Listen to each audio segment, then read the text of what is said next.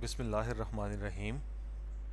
والدین کو اپنی اولاد کے متعلق خوش فہمی میں مبتلا نہیں رہنا چاہیے اور یہ تسلیم کر لینا چاہیے کہ ان کے بچے خود لذتی کی عادت میں مبتلا ہیں۔ یہ الگ بات کہ آپ کو معلوم نہیں۔ حقیقت کا سامنا کریں اور اپنے بچوں کو اس دیمک سے بچائیں جو انہیں اندر ہی اندر کھا رہی ہے۔ جب خود لذتی کی عادت کی ابتدا ہوتی ہے تو انسان ناسمجھ ہوتا ہے اور اس حقیقت سے بھی مکمل لا علم ہوتا ہے کہ یہ نفسیاتی لاشعوری عمل ہے، بلکہ اس حقیقت سے تو وہ ساری عمر ناواقف ہی رہتا ہے۔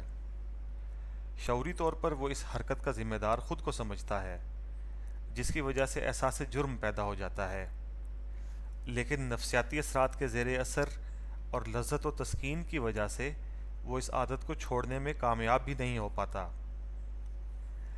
اس عادت کے جو اثرات ذہن پر پڑتے ہیں اور ان ذہنی یا نفسیاتی اثرات کی وجہ سے جو خامیاں اس کی شخصیت میں پیدا ہو جاتی ہیں، مثلاً احساس کمتری، خود اعتمادی کی کمی، ڈر، خوف وغیرہ، اسے یہ بھی معلوم نہیں ہوتا کہ ان سب کی وجہ خود لذتی کی عادت ہے۔ اور جہاں تک جسمانی نقصان کا تعلق ہے تو چونکہ جسم جوان ہوتا ہے اس لیے قوت مدافعت بھی جسم میں زیادہ ہوتی ہے۔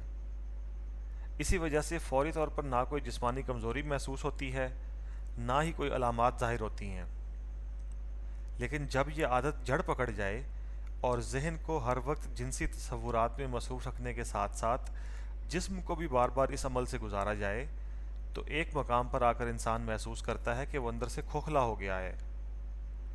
یہ احساس دو شاخہ ہوتا ہے، ایک یہ کہ وہ جسمانی طور پر اتنا کمزور ہو گیا ہے کہ ازدواجی زندگی کے قابل ہی نہیں رہا، اور دوسرا احساس گناہ کا ہے، اس کی حیثیت نفسیاتی ہے۔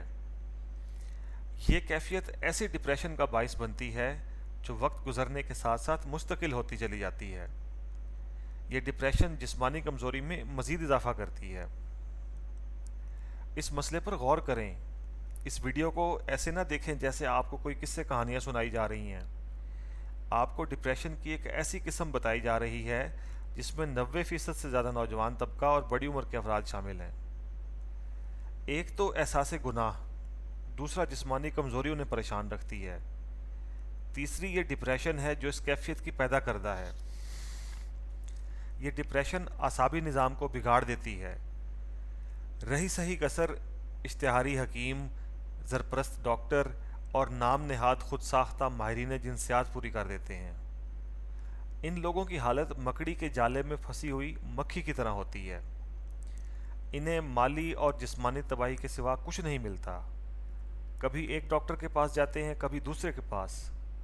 اس کے علاوہ سارا دن یوٹیوب پہ بھی اپنے علاج سے متعلق ویڈیوز دیکھتے رہتے ہیں، اور اکثر نوجوان تو ایسا بھی کرتے ہیں کہ ایک ہی وقت میں دیسی علاج بھی جاری رکھتے ہیں اور اس کے ساتھ ساتھ ہومیوپیتھک اور حکیمی علاج بھی، لیکن انہیں آرام کہیں سے بھی نہیں آتا، اور اگر آتا ہے تو عارضی طور پر۔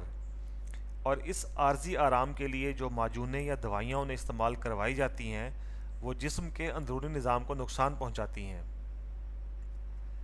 ایسے لوگوں کو آرام آ بھی نہیں سکتا، کیونکہ ذاتی طور پر وہ صحت مند زندگی گزارنے کی کوشش کرتے نہیں، نہ ہی اپنی عادت بد کو چھوڑتے ہیں۔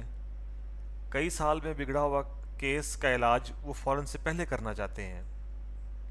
وہ چاہتے ہیں کہ کئی سالوں میں کھوئی ہوئی توانائی انہیں ایک دو دن میں واپس مل جائے، اور خود انہیں کسی قسم کی کوئی کوشش نہ کرنی پڑے، بس انہیں کوئی دوائی مل جائے جو وہ حلق سے اتاریں اور مکمل صحت یاب ہو جائیں، جو کہ ظاہری بات ہے ممکن نہیں۔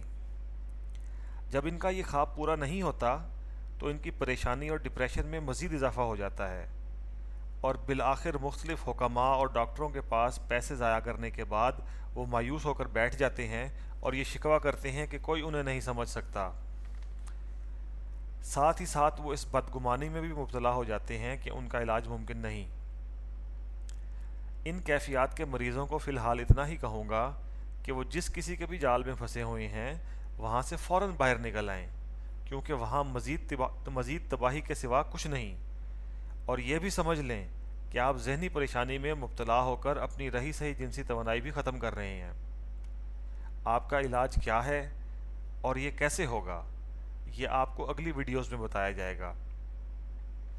یہ یقین رکھیں کہ آپ کے مسائل کا مکمل حل موجود ہے اور آپ یقینی طور پر مکمل صحت یاب ہو سکتے ہیں۔